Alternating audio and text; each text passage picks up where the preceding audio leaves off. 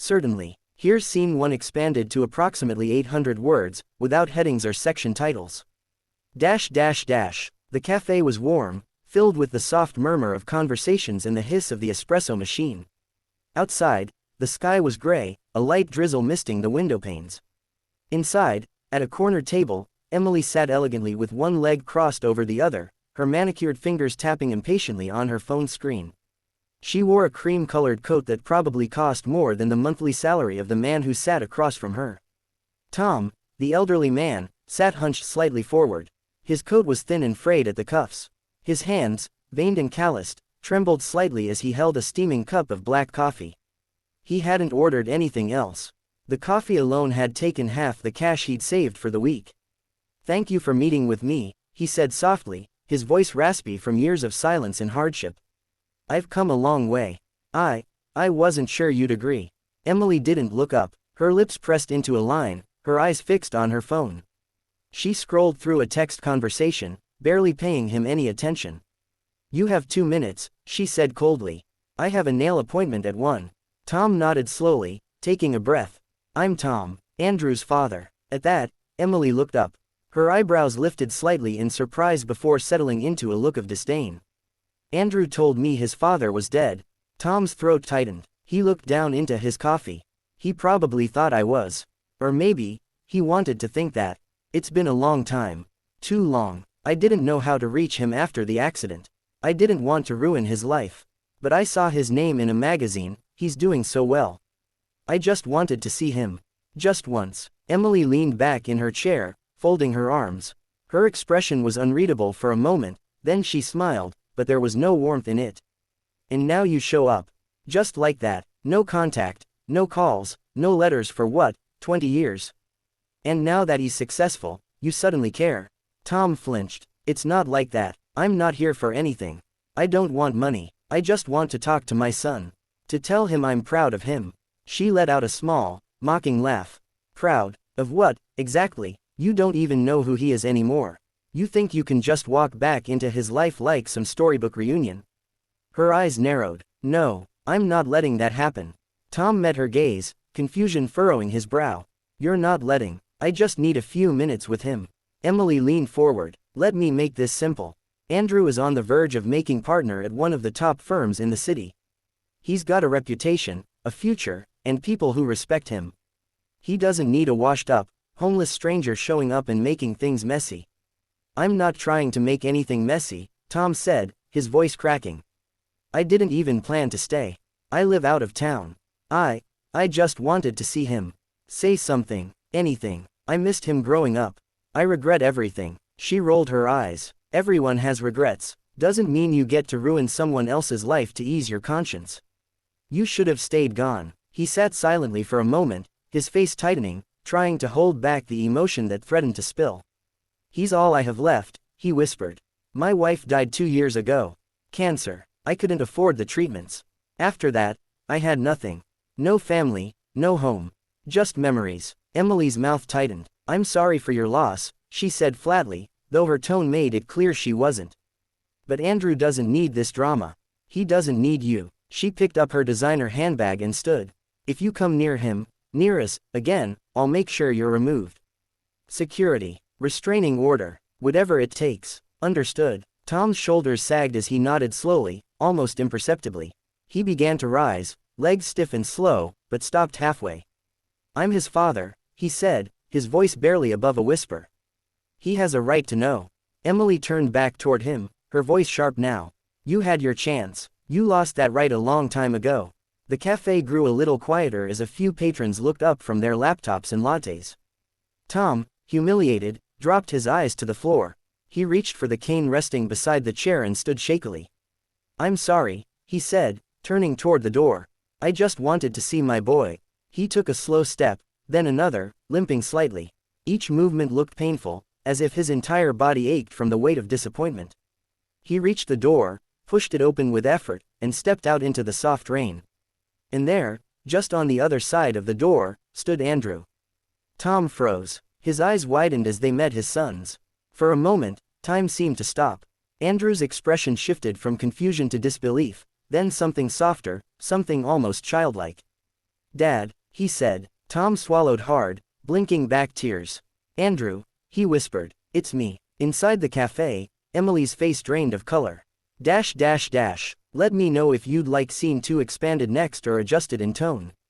Sure, here is scene 2 expanded to approximately 800 words, continuing seamlessly from the first.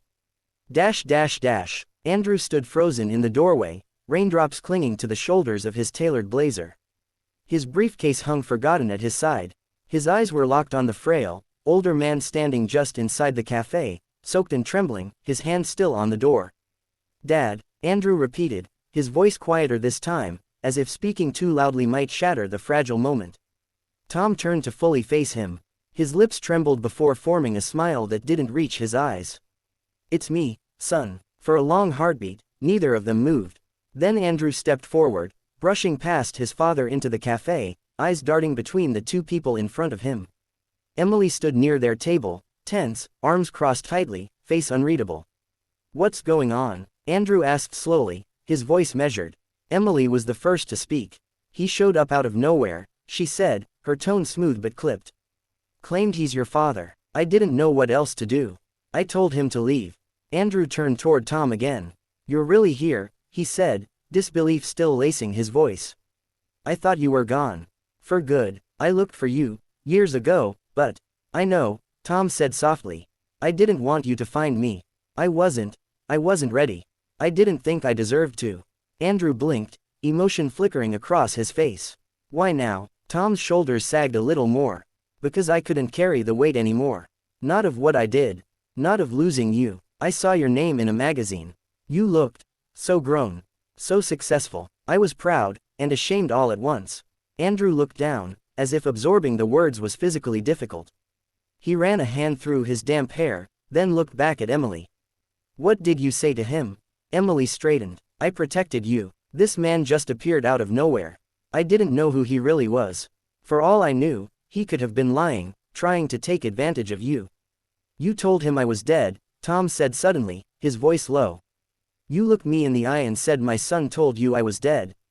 Emily hesitated. Because you were dead, to him, to us.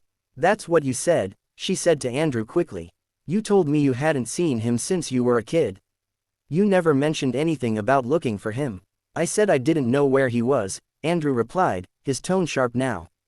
That's not the same as dead, Emily. I did what I thought was best, she said defensively, the edge creeping into her voice.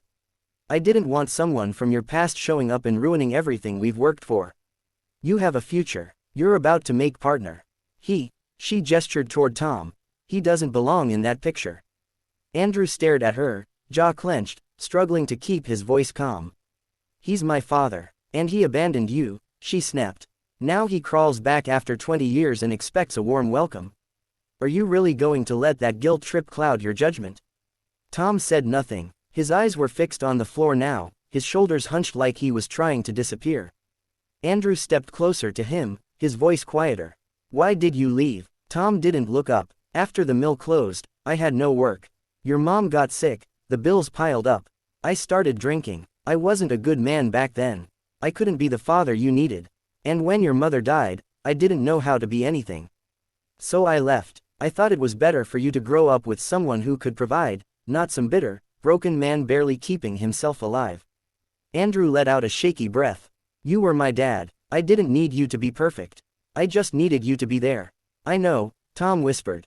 I know that now. Emily threw her hands up.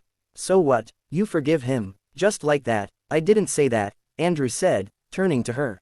But I will hear him out. I'll decide for myself. You're seriously considering letting him back into your life? She asked, incredulous. After everything, I'm considering the fact that you treated him like garbage when he came to see me, Andrew said, voice rising. You humiliated him. You lied. You made that choice on your own. And if you think I'm okay with that, then maybe you don't know me as well as you think. Emily's face flushed. I did what any sane person would do. I was protecting what we've built. No, he interrupted, his voice cold now. You were protecting your image. Not mine. Not us. You made a snap judgment about a man you didn't know, and you showed no humanity in the process. There was a long pause. Emily looked at him, then at Tom, and back again. I see, she said quietly. Well, if this is the path you want to take. It is, Andrew said, without hesitation. Emily picked up her purse, her heels clicking against the cafe floor as she walked past them and out the door into the rain, not looking back. Andrew turned to his father. For a moment, the two men just stood there, one older and weathered, the other successful but uncertain. Come on, Andrew said at last. Let's get you a hot meal. Then we'll talk. Tom nodded slowly, his lips trembling as he tried to hold back tears. I'd like that, he whispered. They walked out into the drizzle together, side by side, estranged no longer. Let me know if you'd like a closing epilogue or an alternate version.